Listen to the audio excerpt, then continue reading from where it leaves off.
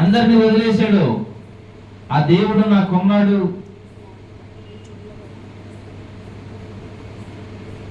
శ్రమలు వచ్చినప్పుడు, ఇబ్బందులు వచ్చినప్పుడు, అనేకటువంటి పరిస్థితులలో మరి అతను ఏం చేశాడు, దేవుడు ఏం చేశాడు అనేది మనం ఒకసారి బైబిల్ గ్రంథంలో తెరిచి వాక్యాన్ని ధ్యానం చేద్దాం. చూడండి, ఆదికాండము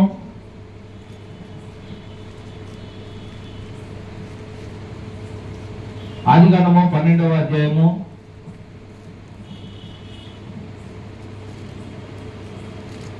1వ వచనం నుంచి చదువుకుందాం. యెహోవా నీవు లేచి నీ దేశము నుండి, నీ బంధువుల యొద్ద నుండి, నీ తండ్రి ఇంట నుండి బయలుదేరి నేను నీకు చూపించే దేశమునకు వెళ్ళుము. నిన్ను గొప్ప జనముగా చేసి నిన్ను ఆశీర్వదించి నీ నామమును గొప్ప చేసేదను. నీవు ఆశీర్వాదముగా నుందువు. నిన్ను ఆశీర్వదించేవారిని నేను ఆశీర్వదించేదను, నిన్ను దూషించేవారిని నేను దూషించేదను, శపించేదను. భూమి యొక్క సమస్త వంశములు నీ యందు ఆశీర్వదించబడునని అబ్రాముతో అనగా. చాలండి, ఎవరండి ఇతను?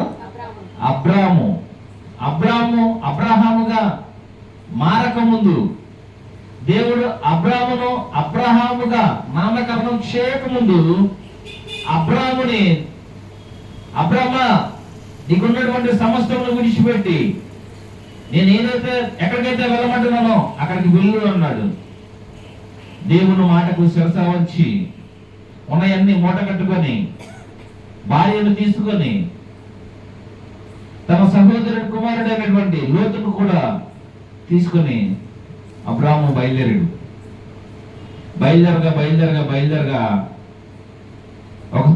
ఒక స్థలానికి వచ్చాడు. అక్కడ దేవుడి నామాన్ని ఆరాధన చేశాడు. అక్కడ ఒక బలపీఠం కట్టాడు. మళ్ళీ కొంచెం దూరం బయలుదేరాడు. మళ్ళీ అక్కడ దేవుడి నామాల్లో ఆరాధన చేసుకున్నాడు, ప్రార్థన చేశాడు. అక్కడ బలపీఠం కట్టాడు. మళ్ళీ వేరే చోటకి వెళ్ళాడు. అక్కడ కరువు ఎక్కువైపోయింది. కరువు ఎక్కువగా ఉండడం చేత ఐగుప్తుకు వచ్చాడు. దేవుని మాట చెప్పున నువ్వు వెళ్ళు అన్నాడు. ఎక్కడికి వెళ్ళమన్నాడో తెలీదు. అలా వెళ్తూ ఉన్నాడు. వెళ్తుండగా ఐగుప్తుకు వచ్చాడు. అబ్రాము, శారాయి, లోతు. శారా మంచి అందమైనది, మంచి చక్కనటువంటి సౌందర్యం గల అటువంటిది. ఇక్కడ 12వ అధ్యాయంలో మనం కనుక మొత్తం చదివినట్లయితే మనకు తెలుస్తూ ఉంటది. ఐగుప్తు రాజు అయినటువంటి ఫరో ఆమెను చూచి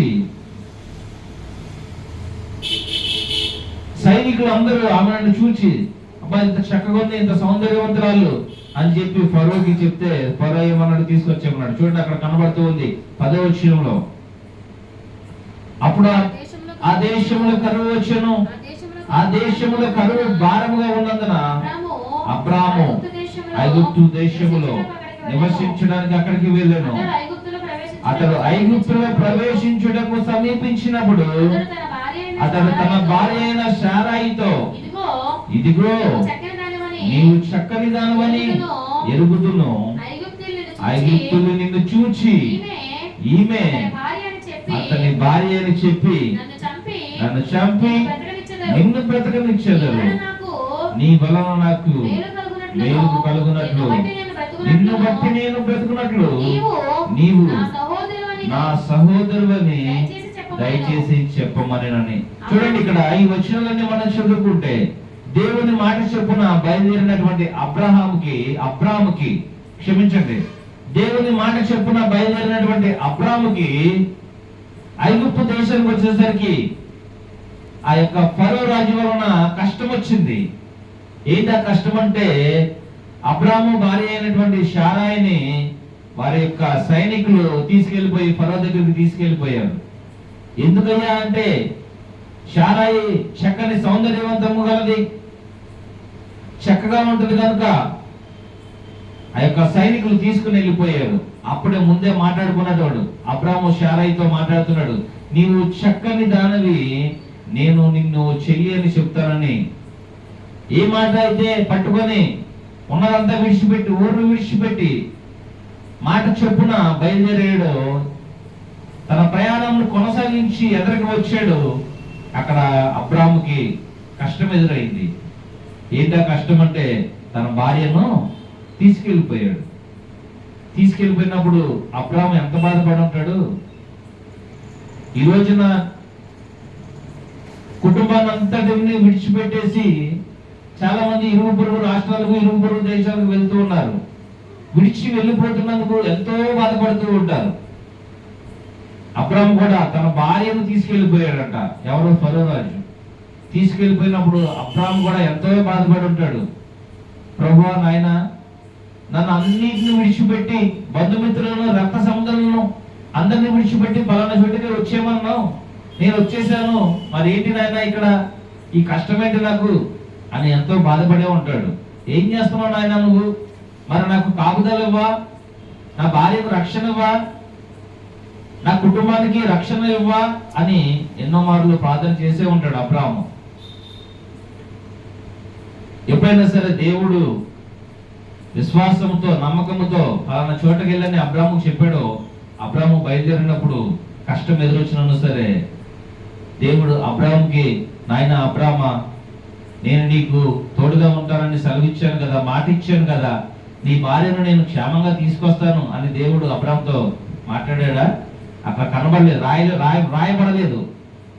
ఎవరితో మాట్లాడాడు దేవుడు? అబ్రాము భార్య అయినటువంటి శారాయిని తీసుకెళ్ళిపోయినటువంటి ఫరోతో మాట్లాడాడంట.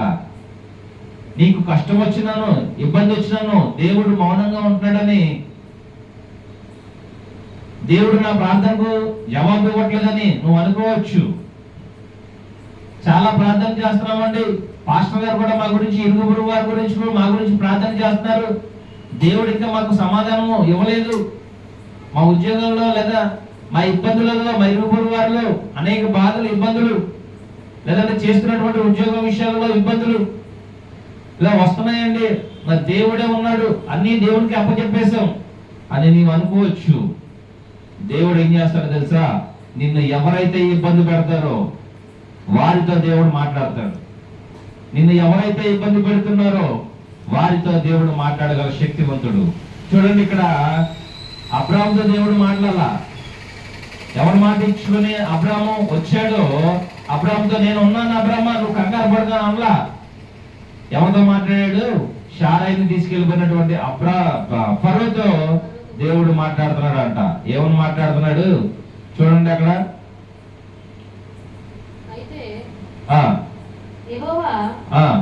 అబ్రాము భార్య అయిన శారాయిని బట్టి ఫరోను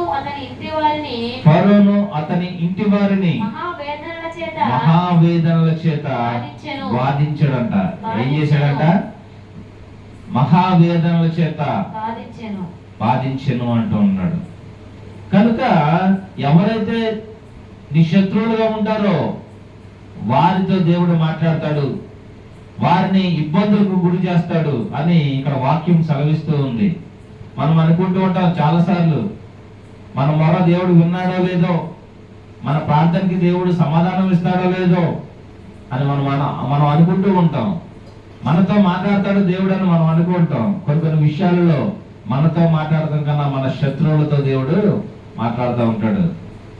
రేయ్ ఫరో, నీ దగ్గర ఉన్నటువంటి ఆ యొక్క స్త్రీ అబ్రాము మరొక భార్య, అబ్రాము భార్య, నీవు గనక ఆమెను ముట్టినట్లయితే నేను నీకు మహావేదన కలుగు చేస్తానని చెప్పే ఉంటాడు అబ్రాముతో.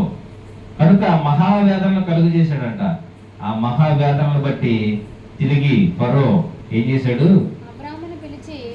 అబ్రామును పిలిచి నీవు నాకు చేసినది ఏంటి? ఈమె నీ భార్య, ఇవన్నీ చెప్తూ ఉన్నాడంట.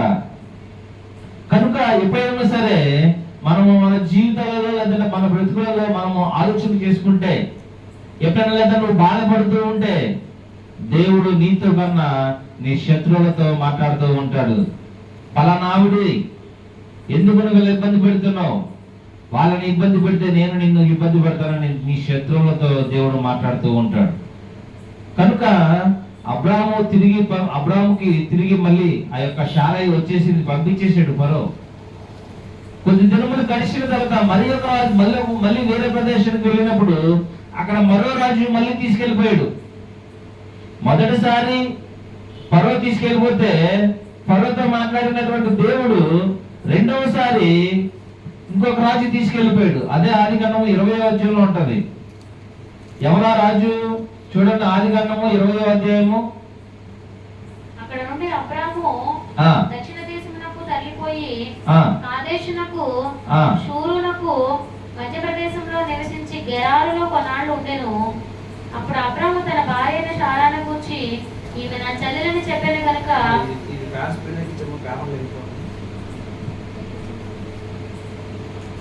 గెరారు రాజైన అబీమెలెకు శారాను పిలిపించి తన ఇంట చేర్చుకొనెను. చూడండి, ఇక్కడ మొదటిగా ఫరో తీసుకెళ్లిపోయాడు.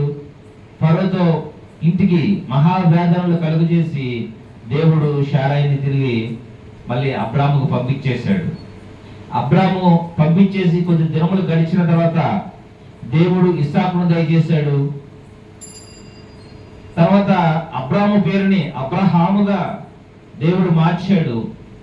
ఎంత విశ్వాసం ఉండాలి, ఎంత నమ్మకం ఉండాలి. రెండవ మారు అలాగే కొద్ది దినములు గడిచిన తర్వాత మరి ఒక రాజు, ఎవరి రాజు? అబీమెలెకు మళ్ళీ శారాన్ని తీసుకెళ్లిపోయాడంట, తన భార్యను తీసుకెళ్లిపోయాడంట. మళ్ళీ దేవుని సన్నిధానంలో చేరి దేవునికి ప్రార్థన చేసే ఉంటాడు అబ్రాము. ఈ రోజున నీకు నాకు పదే పదే శ్రమలు వస్తున్నా, లేదంటే ఎవరన్నా ఇబ్బంది పెడుతున్నా, మనం దేవునికి మొరపెడితే దేవుడు వారితోనే మాట్లాడతాడు. ఎవరైతే మన శత్రువులు మనల్ని ఇబ్బంది పెడుతున్నారో వారితోనే దేవుడు మాట్లాడగలిగినటువంటి శక్తిమంతుడు. అబీమెలెకు రాజు తీసుకెళ్లిపోయాడు అబ్రహాము భార్యని. తీసుకెళ్లిపోతే దేవుడు మాట్లాడుతున్నాడు అబీమెలెకుతో, స్వప్నంలో మాట్లాడుతున్నాడు. చూడండి అక్కడ 3వ వచనం. అయినను రాత్రి వేళ దేవుడు స్వప్నమందు అబీమెలెకు వద్దకు వచ్చి, నీవు నీ ఇంట చేర్చుకున్న స్త్రీ ఒక పురుషుని భార్య గనుక ఆమె నిమిత్తము నీవు చచ్చిన వాడవు సుమా అని చెప్పాను. ఆమెను ముట్టుకోవద్దు, ఆమె విషయంలో నీవు చచ్చిన వాడవు అని దేవుడు అబ్రాముతో చెప్తలేదు. అబ్రాము భార్యని తీసుకెళ్ళినటువంటి అబీమెలెకు రాజుతో చెప్తూ ఉన్నాడు. చూడండి, అబ్రహాముకి మళ్ళీ శ్రమ, మళ్ళీ కష్టం. దేవుని సన్నిధిలో అబ్రహాం అనుకుంటాడు, దేవా నేను నీ మాట చెప్పునా, నేను నీ మాట విని నేను ఎంత దూరం వచ్చాను, నువ్వేం చేస్తున్నావయ్యా? నా భార్య నాడు ఎవడో తీసుకెళ్లిపోయాడు, మరి నువ్వేం చేస్తున్నావు అని అబ్రహాము అడిగే ఉంటాడు దేవుడిని. మనమే అడుగుతూ ఉంటాం ఈ రోజున, దేవుడు మాకేం చేస్తున్నాడు? దేవుడు దేవుని శుభ్రంగా నీతిగా బతుకుతున్నాం, దేవునికి ఎందుకు భయభక్తులు కలిగి ఉంటున్నాం. చిన్నపాటి శ్రమలు వస్తే మనం అనే మాట ఏంటి? దేవుడు మాకేం చేస్తున్నాడు? అసలు దేవుడు ఏం చేస్తున్నాడు? ఆయన అలా చూస్తూ ఉండిపోతాడా? మాకు ఇన్ని శ్రమలు వస్తున్నాయి, మాకు ఇన్ని బాధలు వస్తున్నాయి, ఆయన అలా చూస్తూనే ఉంటున్నాడు అని మనం అనుకుంటూ ఉంటాం. కానీ ఎవరైతే మనల్ని ఇబ్బంది పెడతారో, ఎవరి ద్వారా అయితే మనకు శ్రమలు వస్తాయో, లేదంటే ఎవరి ద్వారా మనకి ఇబ్బందులు వస్తాయో, వారితోనే దేవుడు నీ యొక్క పరిస్థితిని బట్టి వారితోనే దేవుడు మాట్లాడతాడని దేవుని వాక్యం సెలవిస్తూ ఉంది. చూడండి, ఇక్కడ అబీమెలెకుతో కూడా దేవుడు మాట్లాడాడట, కళల ద్వారా మాట్లాడాడట. మాట్లాడటమే కాదు, మొత్తం అబీమెలెకు వారి యొక్క స్త్రీలు భార్యలు శారాను బట్టి వారి యొక్క మొత్తం ఆ యొక్క వంశంలో ప్రతి గర్భాన్ని మూసేశాడంట దేవుడు. అబ్రహాము దేవుని ప్రార్థింపగా దేవుడు అబీమెలెకును అతని భార్యను అతని దాసీలను బాగు చేసెను. వారు పిల్లలు ఎలాగనగా అబ్రహాము భార్య అయినటువంటి శారాను బట్టి దేవుడు అబీమెలెకు ఇంటిలో ప్రతి గర్భమును మూసి ఉండెను అంటున్నాడు.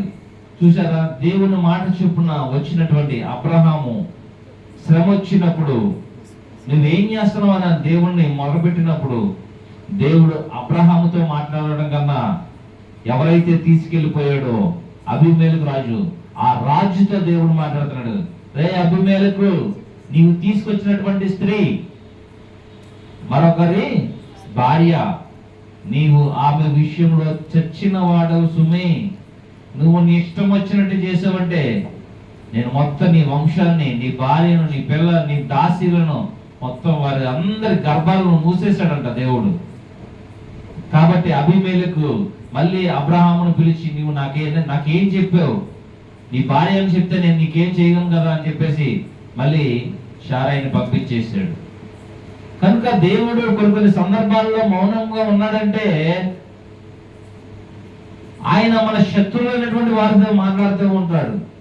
ఇక్కడ అబ్రహాము విషయంలో కూడా అదే జరిగింది. దేవుని మాట చొప్పున బయలుదేరినటువంటి అబ్రహాము తన భార్య 2 సార్లు ఇద్దరు రాజులు తీసుకెళ్లిపోయినప్పుడు అబ్రహాముతో దేవుడు మాట్లాడాల. ఎవరైతే శత్రువులు తీసుకెళ్లిపోయారో వారితో దేవుడు మాట్లాడాడు. కనుక వారితో దేవుడు మాట్లాడి క్షేమంగా మళ్ళీ శారాయిని దేవుని దగ్గరికి, అబ్రహాం దగ్గరికి పంపించాడు. కనుక మనం కూడా మన జీవితాలలో అనేక మార్లు శ్రమలు వచ్చినా, ఇబ్బందులు వచ్చినా దేవుడు మౌనంగా ఉంటున్నాడేంటి, అయ్యో శ్రమల నుంచి తప్పించట్లేదేంటి అని మనం కంగారు పడిపోతూ ఉంటాం. కానీ ఎవరి ద్వారా అయితే మనకు శ్రమలు వస్తున్నాయో వారితో దేవుడు మాట్లాడతాడు మన విషయంలో. ఎప్పుడు మాట్లాడతాడంటే ఆయన మాట విని ఆయన యందు భయభక్తులు కలిగి ఎవరైతే నడుస్తారో వారి విషయంలో దేవుడు నీ శత్రువులతో మాట్లాడతాడు. వాళ్ళు నా పిల్లలు, నేను ఏర్పరచుకున్నటువంటి వారు, నీవు వారి జోలికి వెళ్ళావంటే అబీమెలెకుతో చెప్తున్నాడు, మొత్తం గర్భాన్ని, వారి భార్య గర్భాన్ని, దాసీల గర్భాలని మొత్తం అందరి గర్భాలు మూసాడంట దేవుడు. ఎందుకు? కారణం శారాయిని తీసుకొచ్చినందుకు. మళ్ళీ అబ్రహాం వెళ్ళి ప్రార్థన చేస్తేనే గాని వారి గర్భాల్లో తెరవబడలేదు అని ఇక్కడ వాక్యం సెలవిస్తూ ఉంది. కనుక ఎప్పుడైనా సరే మనకు శ్రమలు వచ్చినప్పుడు దేవా ఏం చేస్తున్నావు అని మనం అడగకూడదు. అడగచ్చు, పర్లేదు, కానీ చాలా మంది నిందలేస్తూ ఉంటారు, మాకేం చేశాడండి దేవుడు. వదిలేసిన వాళ్ళు కూడా ఉన్నారు. పలానా కష్టం వచ్చినా, ఇబ్బంది వచ్చినా దేవుడు మాకు ఏం చేయలేదు అని వదిలేసిన వాళ్ళు చాలా మంది ఉన్నారు. కనుక ఎప్పుడైనా సరే నీకు కష్టం వచ్చినా, ఇబ్బంది వచ్చినా, ఎవరైతే నీకు ఆ కష్టాలు పెడుతున్నారో వారితో దేవుడు మాట్లాడతాడు. వాళ్ళు నా పిల్లలు, నేను ఏర్పరచుకున్న వారు అని నీ యొక్క శత్రువులతో దేవుడు మాట్లాడగలడు. చూడండి, ఇశ్రాయేలు ప్రజలు ఐగుప్తులో బానిసలుగా ఉంటున్నప్పుడు ఆ యొక్క కాలంలో రాజు లేకపోతే కొత్తగా రాజు వచ్చి చిత్రహింసలు పెడుతున్నాడంట ఇశ్రాయేలు ప్రజల్ని. ఇశ్రాయేలు ప్రజలు ఇబ్బంది పడుతూ ఉంటే ఇశ్రాయేలు ప్రజలతో దేవుడు మాట్లాడలా, ఇబ్బంది పెట్టేటువంటి రాజుతో దేవుడు మాట్లాడలా, ఎక్కడో మిద్యాను దేశంలో ఉన్నటువంటి మోషేతో దేవుడు మాట్లాడుతున్నాడు. చూడండి, ఆ మాట నిర్గమకాండంలో కనబడుతుంది. నిర్గమకాండము 3వ అధ్యాయము, క్షమించండి, నిర్గమకాండము 2వ అధ్యాయము 23వ వచనం చదవండి. అలాగున అనేక దినములు జరిగిన మీదట ఐగుప్తు రాజు చనిపోయాను. ఇశ్రాయేలీయులు తాము చేయుచున్న వెట్టి పనులను బట్టి నిట్టూర్పులు విడిచుచు మొరపెట్టుచుండగా తమ వెట్టి పనులను బట్టి వారు పెట్టిన మొర దేవుని యొద్దకు చేరెను. కాగా దేవుడు వారి మూలుగులను విని అబ్రహాము, ఇస్సాకు, యాకోబులతో తాను చేసిన నిబంధనను జ్ఞాపకము చేసుకొనెను. దేవుడు ఇశ్రాయేలీయులను చూచెను, దేవుడు వారి యందు లక్ష్యముచ్చెను. ఇక్కడ ఇశ్రాయేలీయులు పడుతున్నటువంటి ఇబ్బందులు, లేదంటే ఇశ్రాయేలు ప్రజలు పడుతున్నటువంటి మూలుగులు దేవుడు విన్నాడు. విన్న దేవుడు ఎవరితో మాట్లాడాలి? ఇశ్రాయేలీయులతో మాట్లాడాలి. లేదంటే ఇబ్బంది పెడుతున్నటువంటి ఆ యొక్క రాజుతో దేవుడు మాట్లాడాలి. ఇందాక అబ్రహాం విషయంలో మనం చూసుకున్నట్లయితే ఎవరైతే శారాయమ్మను తీసుకెళ్లిపోయారో వారితో దేవుడు మాట్లాడాడు. అబ్రహాంతో దేవుడు మాట్లాడాల. షారాయి విషయంలో ఎవరైతే రాజు తీసుకెళ్ళిపోయాడో ఆ రాజుతో దేవుడు మాట్లాడాడు. ఇక్కడ ఇజ్రాయెల్ ప్రజల దగ్గరకు వచ్చేసరికి కష్టాలు ఇబ్బందులు పడుతున్నటువంటి ఇజ్రాయెల్ ప్రజలతో దేవుడు మాట్లాడాల. కష్టాలు పెడుతున్నటువంటి, ఇబ్బందులు పెడుతున్నటువంటి, బానిసలుగా ఉన్నటువంటి, పెడుతున్నటువంటి ఆ రాజుతో కూడా దేవుడు మాట్లాడాల. ఎవరితో దేవుడు మాట్లాడాడంటే ఎక్కడో మిద్యాను దేశంలో ఉన్నటువంటి మోషేతో దేవుడు మాట్లాడుతున్నాడు. చూడండి పక్కన 3వ అధ్యాయము, నిర్గమకాండం 3వ అధ్యాయము చూడండి, ఆ పైన మాట 7వ వచనం చదవండి. మరియు యెహోవా ఇట్లనెను, నేను ఐగుప్తులోనున్న నా ప్రజల బాధను నిశ్చయముగా చూచితిని, పనులలో తమను కష్టపెట్టు వారిని బట్టి వారు పెట్టిన మొరను వింటిని, వారి దుఃఖములు నాకు తెలిసే ఉన్నది అంటున్నాడు. చూడండి ఇక్కడ ఐగుప్తు ప్రజలంట, ఇశ్రాయేలు ప్రజలు మొరపెట్టారట. ఈ రోజున నీవు నేను కూడా అనేక మార్లు మొరపెడుతూ ఉన్నాం. మన మొరలను దేవుడు వింటూ ఉన్నాడు, మన పరిస్థితులను దేవుడు చూస్తూ ఉన్నాడు. ఎవరితో మాట్లాడాలో వారితోనే దేవుడు మాట్లాడుతూ ఉంటాడు. మన పరిస్థితులను బట్టి మనల్ని కష్టపెట్టు వారిని దేవుడు వారితోనే మాట్లాడుతూ ఉంటాడు. చూడండి అందుకు 8వ వచనం చదవండి. కాబట్టి ఐగుప్తీయుల చేతిలో నుండి వారిని విడిపించుటకు ఆ దేశంలో నుండి మంచి దేశమునకు అనగా కనానీయులకు, హిత్తీయులకు, అమోరీయులకు, పెరిజ్జీయులకు, హివ్వీయులకు, యెబూసీయులకు నివాస స్థలమైన పాలు తేనెలు ప్రవహించు దేశమునకు వారిని నడిపించుటకు దిగి వచ్చి ఉన్నాను అంటున్నాడు. ఎక్కడికి దిగి వచ్చాడు? ఎంత ఈయన మిద్యాను దేశంలో ఉన్నటువంటి మోషే దగ్గరికి వెళ్ళాడు. ఆయన కష్టాలు పడుతున్నటువంటి ఇజ్రాయెల్ ప్రజల దగ్గరికి వెళ్ళా. ఐగుప్తు దేశంలో కష్టాలు పడుతున్నటువంటి ఇజ్రాయెల్ ప్రజల దగ్గరికి వెళ్ళలేదు. ఆ కష్టాలు పెడుతున్నటువంటి రాజు దగ్గరికి వెళ్ళలేదు. వారి నిమిత్తం ఎక్కడికి వెళ్ళాడు? మోషే దగ్గరికి వెళ్ళాడంట. మోషే దగ్గరికి దిగెళ్ళి, మోషే నా ప్రజలు అక్కడ ఇబ్బంది పడుతున్నారు, నా ప్రజలు అక్కడ బాధలు పడుతూ ఉన్నారు, ఆ రాజు నా ప్రజలను హింసిస్తూ ఉన్నాడు, కష్టపెడుతూ ఉన్నాడు, కాబట్టి నువ్వు వారి దగ్గరికి వెళ్ళు, వారిని విడిపించు అని మోషేతో మాట్లాడుతున్నాడంట దేవుడు. ఈ రోజున నీ కష్టాలు నా కష్టాలు కూడా విడిపించడానికి, నిన్ను కష్టపెడుతున్న వారిని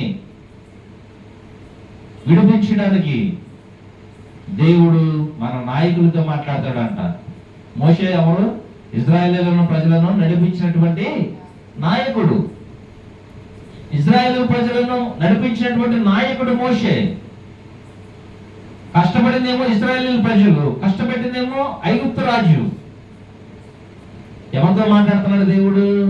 మోషేతో మాట్లాడుతున్నాడు. ఇజ్రాయేల్ ప్రజల నిమిత్తమై వారు పడుతున్నటువంటి బాధ నేను చూశాను, వారు పెట్టినటువంటి మూలుగులు నేను విన్నాను, నువ్వు వెళ్ళు అని మోషేతో మాట్లాడుతున్నాడు. ఈ రోజున నీవు నేను కూడా మనం పెడుతున్నటువంటి మూలుగుల విషయాలలో దేవుడు మన పరిస్థితులను చూశాడు. మనల్ని కష్టపెట్టే వారిని దేవుడు చూశాడు, మనల్ని ఇబ్బంది పెట్టే వారిని దేవుడు చూశాడు. ఎవరితో మాట్లాడాలో వారితోనే దేవుడు మాట్లాడుతూ ఉంటాడు మన విషయాలలో. కనుక మనము ఓర్పు కలిగి దేవునికి మొరపెట్టుతూనే ఉండాలి. దేవుడికి మొరపెడుతూ ఉన్నప్పుడు ఎవరైతే మనల్ని ఇబ్బంది పెడతారో, ఎవరైతే మనల్ని కష్టపడతారో వారితో దేవుడు మాట్లాడతాడంట. ఎవరైతే బాధలలో దేవా నాకు కనబడతలేదేంటి, నేను ఇక్కడ ఇన్ని ఇబ్బందులు పడుతున్నాను, నీవు నాకు కనబడతలేదంటే, నాకు ప్రత్యక్షం అవుతలేదండి అని అడుగుతున్నప్పుడు దేవుడు వారి నాయకులతో మాట్లాడతాడంట. నా ప్రజలు అక్కడ కష్టాలు పడుతూ ఉన్నారు, నీవు వెళ్ళి వారిని విడిపించని మోషేతో మాట్లాడిన రీతిగా దేవుడు మన నాయకులతో కూడా దేవుడు మాట్లాడగలడు. కనుక మనం ఆలోచన చేసుకొని దేవుని విషయంలో, దేవా నీ సమాధానము లేట్ అయిపోయింది, లేదంటే నా ప్రార్థనకు జవాబు రాలేదు అని నీవు కంగారు పడకుండా దేవుని సన్నిధిలో మొరపెడుతూనే ఉంటే దేవుడు ఎవరితో అయితే మాట్లాడాలో వారితో మాట్లాడి నిన్ను రక్షించడానికి, లేదంటే నీ ఇబ్బందులను తొలగించడానికి, నీ శ్రమల నుంచి నిన్ను విడిపించడానికి దేవుడు సమర్థవంతమైనటువంటి వాడు. కనుక మనము నమ్మిక ఉంచి విశ్వాసం ఉంచి, ఈ రోజున మనుషులకు విశ్వాసం అనేది లేకుండా పోయింది. చూడండి, యేసు కొద్ది దినముల క్రితం ఈ భూమి కింద, ఈ భూమిలో నివాసం ఉన్నప్పుడు, లేదంటే మన కోసం యేసు ప్రభు ఈ భూలోనికి వచ్చినప్పుడు కొంతమంది శిష్యులను వేసుకొని బయలుదేరాడు, పడవలో బయలుదేరాడు. చూడండి మాట చూద్దాం. మార్కు సువార్త 4వ అధ్యాయము, మార్కు సువార్త 4వ అధ్యాయము 35వ వచనం చదువుకుందాం. ఆ దినమే సాయంకాలం అయినప్పుడు ఆయన అద్దరికి పోదామని వారితో చెప్పగా, ఎవరు వాళ్ళు? ఆయన శిష్యులతో వారితో చెప్పగా, వారు జనులను పంపివేసి ఆయనను ఉన్నపాటున చిన్న దోణిలో తీసుకుని పోయేది. అప్పుడు పెద్ద తుఫాను రేగి ఆయన ఉన్న దోణి మీద అలలు కొట్టినందున దోణి నిండిపోయెను. ఆయన దోణి అమరమున తలగడ మీద తలవాల్చుకుని నిద్రించుచుండెను. వారు ఆయనను లేపి, బోధకుడా, మేము నశించిపోతున్నాము, నీకు అసలు చింత లేదా అని ఆయన అన్నారంట. ఈ రోజున మనం కూడా అలాగే అంటున్నాం. దేవా, మేము ఇబ్బందులు పడిపోతూ ఉన్నాం, మేము నాశనం అయిపోతూ ఉన్నాం, నువ్వు మమ్మల్ని పట్టించుకోవట్లేదు, మా విషయంలో నీకు బాధ లేదు, మా విషయంలో నీకు చింత లేదు. ఇక్కడ శిష్యులే అన్నారంట ఆ మాట. ఎవరి శిష్యులు? అపోస్తలుగా పేరు పొందినటువంటి ఈ యొక్క శిష్యులు, మా విషయంలో నీకు చింత లేదా, మేము నశించిపోతున్నాం. యేసు ఏం చేస్తున్నాడు? అప్పుడు అమరమున నిద్రపోతున్నాడు అక్కడ. అదే పడవలో ఉన్నాడు. యేసు కూడా అదే పడవలో ఉన్నాడు, శిష్యులు అదే పడవలో ఉన్నారు. యేసును వెంబడిస్తున్నటువంటి శిష్యులు ఎంత విశ్వాసంతో ఉండాలి, ఎంత నమ్మకంతో ఉండాలి. చిన్నపాటి శ్రమ వచ్చినందుకు, చిన్నపాటి అలలు వచ్చినందుకు, తుఫాను వచ్చినందుకు యేసును లేపి ఏమంటున్నారు? బోధకుడా, మేము నశించిపోతూ ఉన్నాం అంటున్నాడు. నీకు చింత లేదా అంటూ ఉన్నాడు. చిన్నపాటి శ్రమ వస్తే ఈ రోజున మనం కూడా మేము నశించిపోతున్నాం, మమ్మల్ని పట్టించుకోవా దేవా అని మనం అడిగేస్తాం దేవుణ్ణి. లేదంటే పలానా వాళ్ళు మమ్మల్ని ఇబ్బంది పెడుతున్నారు, లేదంటే శ్రమలు మాకు ఇలా వస్తున్నాయి, మా విషయంలో కరుణ చూపించు, లేదంటే మా విషయంలో దయ చూపించు అని మనం దేవుణ్ణి అడుగుతూ ఉంటాం. ఇక్కడ శిష్యులు కూడా ఏమంటున్నారు? నీకు చింత లేదా, మేము నశించిపోతూ ఉన్నాం. ఇంతకీ యేసు కూడా అదే దూరంలో ఉన్నాడు. లెగిశాడు, లెగిసి దాన్ని గద్దించాడంట. గాలిని గద్దించగా అందుకు ఆయన నిశ్శబ్దమై ఊరకుండమని సముద్రము చెప్పగా గాలి అణిగి మిక్కిలి నిమ్మలమాయెను. అప్పుడు ఆయన, మీరెందుకు భయపడుచు ఉన్నారు? మీరింకను నమ్మలేక ఉన్నారా? ఈ రోజున మనం కూడా అదే పరిస్థితి. మనకున్నటువంటి శ్రమల ద్వారా, మనకు వచ్చేటువంటి ఇబ్బందుల ద్వారా మనం పూర్తిగా దేవుడి మీద నమ్మకం లేకుండా కోల్పోతూ ఉన్నాం. ఆయన గనక మనం నమ్మినట్లయితే, ఆయన మనతోనే ఉన్నాడని మనము నమ్మి విశ్వసించినట్లయితే, ఎవరైతే మనల్ని ఇబ్బంది పెడతారో వారితోనే దేవుడు మాట్లాడతాడంట. చూడండి, ఇక్కడ గాలిని గద్దించాడంట, సముద్రంతో నిశ్శబ్దమై ఊరకుండమని సముద్రంతో చెప్పాడంట. ఆ యొక్క లెగిసినటువంటి పెను తుఫాను గాలికి ఈ యొక్క 12 మంది మొత్తం కదంటే ఆయన శిష్యులు భయపడిపోయారు. దెబ్బకు భయపడిపోయి, మేము నశించిపోతున్నాం, మేము ఇబ్బంది పడుతూ పోతున్నాం, మా గురించి నీకు చింత లేదా అని దేవుణ్ణి అడుగుతూ ఉన్నాడు. ఈ రోజున మనుషులు కూడా అదే చేస్తున్నాం, మానవులు కూడా మనం అదే చేస్తూ ఉన్నాం. అనేక విషయాలలో, శ్రమలలో, ఇబ్బందులలో మనం దేవునికి ఇలాగే ఈ విధంగానే మొరపెడుతూ ఉన్నాం. దేవుడు మన మొరను ఆలకిస్తాడు, ఆలకించాడు. ఎవరితో అయితే మాట్లాడాలో వారితో దేవుడు మాట్లాడతాడు నీ విషయాలలో. ఎందుకంటే ఆయన నిన్ను ప్రేమించాడు గనుక, ఆయన నిన్ను రక్షించుకున్నాడు గనుక నీ మీద ఆయన ప్రేమ చూపిస్తూ ఉన్నాడు కనుక నిన్ను ఇబ్బంది పెట్టే వారితో దేవుడు మాట్లాడతాడు. అబ్రాహాము విషయంలో దేవుడు మాట్లాడాడు, తన శిష్యుల విషయంలో కూడా దేవుడు మాట్లాడాడు, ఇశ్రాయేలు ప్రజల విషయంలో కూడా దేవుడు మాట్లాడాడు. కనుక ఒకనొక సమయంలో లేట్ అవ్వచ్చు, ఆయన ఇచ్చేటువంటి సమాధానం జవాబు లేట్ అవ్వచ్చు.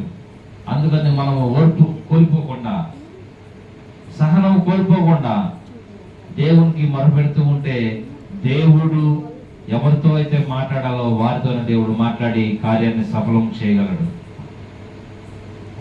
కనుక మనము నమ్మి విశ్వసించి ముందుకు కొనసాగాలి. ఏ రీతిగా అయితే నమ్మి మనము మారు మనసు పొంది రక్షణ పొందామో దాన్ని మనము చివరి వరకు గట్టిగా పట్టుకొని ఆయన యందు విశ్వాసం వచ్చి మన శ్రమలు వచ్చినా బాధలు వచ్చినా ఆయన మనతోనే ఉన్నాడు అని మనము నమ్మినట్లయితే దేవుడు నిన్ను శ్రమ పెట్టి వారితో నేను మాట్లాడతానని దేవుడు సెలవిస్తూ ఉన్నాడు. కనుక దావీదు అనేక మార్లు మొరపెట్టాడంట దేవుడికి. చూడండి, దావీదు కీర్తనలో చివరిగా ఆ మాట చూసుకొని ముగించుకుందాం. కీర్తన గ్రంథము 28వ అధ్యాయము 1వ వచనం. దావీదు ఈ విధంగా అంటున్నాడు, యెహోవా నేను నీకు మొరపెట్టుచున్నాను, నా ఆశ్రయదుర్గమా మౌనముగా ఉండక నా మనవి ఆలకింపుము, నీవు మౌనముగా ఉండిన యెడల. ఎలా అవుతున్నాడంట? సమాధిలోనికి దిగిపోయే వారిలాగా అవుతున్నాడంట. దావీదు కూడా అనేకమైనటువంటి శ్రమలు వచ్చినప్పుడు, దావీదు దేవుడితో మొరపెట్టుకున్నప్పుడు ఎవరితో మాట్లాడాలో వారితోనే దేవుడు మాట్లాడాడు.